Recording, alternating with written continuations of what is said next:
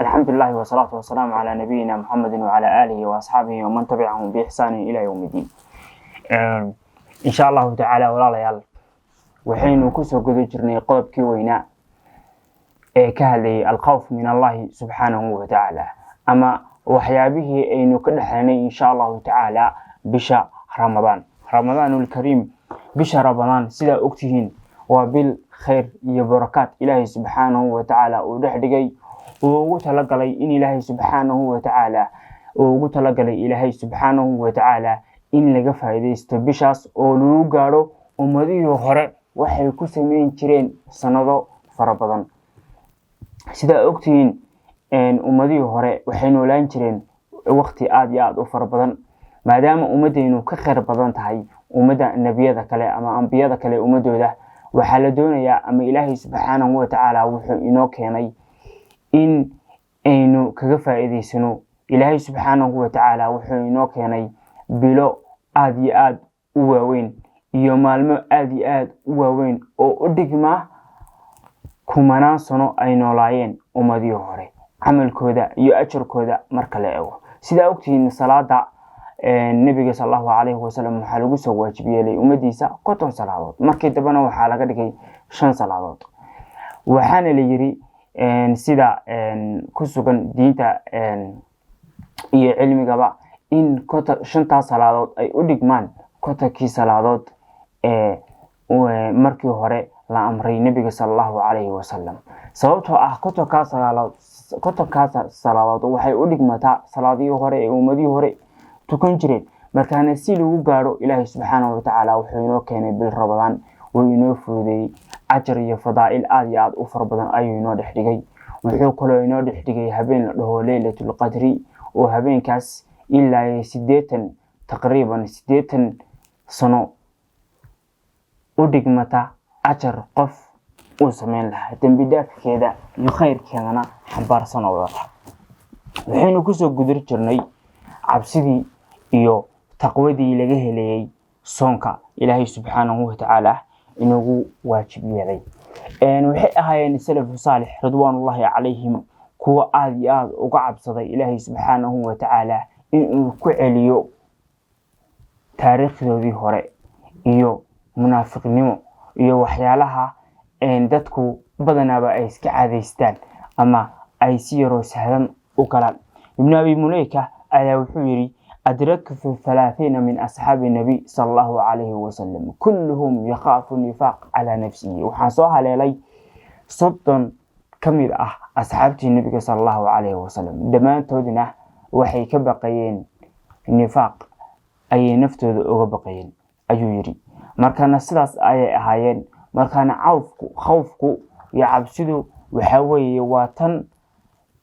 كعبسي جلسة waliba qofka ma garanaysa in uu xumaan ku dhaco iyo inuu dunuub iyo macaasi ku dhaco iyo in uu nifaaq iyo kufri ku dhaco waxyaabahaas ta u diiday weeye sababtoo ah marka naftaada wax uga baqasid hadii ay naftaada wax uga baqdid waxa weeye de waxaas raali kama tiid mana sameynaysid waa ka fogtahay laakiin hadaad shay naftaada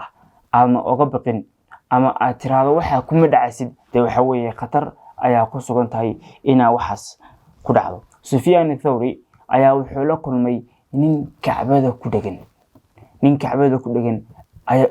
ayuu la kulmay ninkaas oo waliba leh Allahumma sallim Ilaahay oo nabad baan ku weydiistay Ilaahay oo amni diineed iyo nabad diineed iyo iimaanka ina igu sugtid ayaan ku weydiistay hadhow ayaa wuxuu ku yiri niyo maxaa ku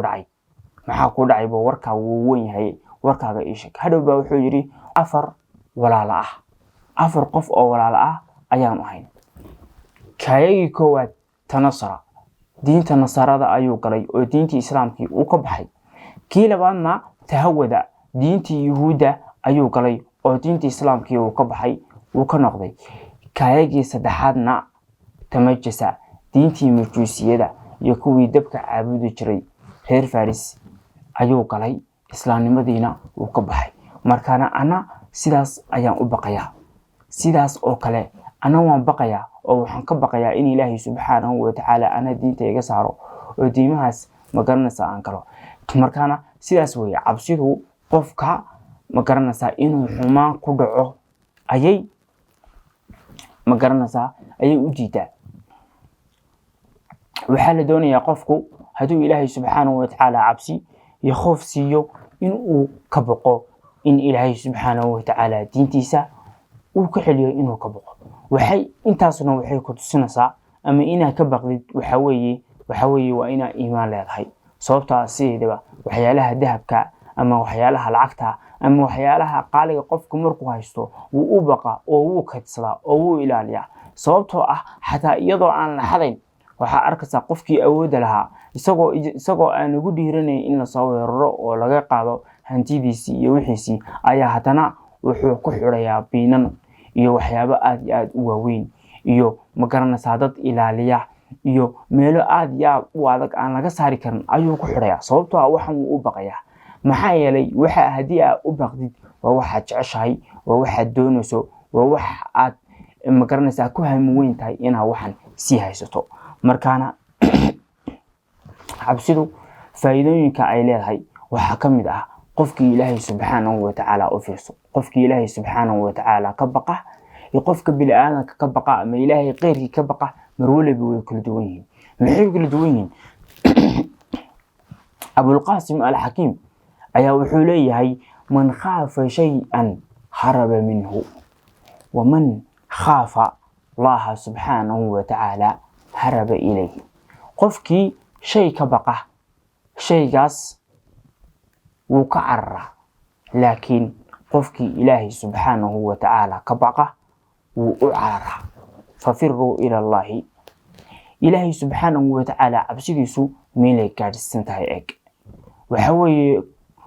dhammaan dadka ilaahay subxaanahu watacaala ka baqa ilaahay subxaanahu watacaala beydkiisay aadayaan. ilaahay subxaanahu watacaala wuxuu amray ayay sameynayaan. ilaahay subxaanahu watacaala way u dhow yihiin. ilaahay subxaanahu watacaala ayay kaalmo weydiisanayaan. markastaba ilaahay subxaanahu watacaala gurigiisa lagama waayayo oo masaajidka ah. laakiin markaad qof ka baqdid oo qof bini'aadana ka baqdid maalinta ayaa kugu dambaysa inaad gurigiisa agmartid.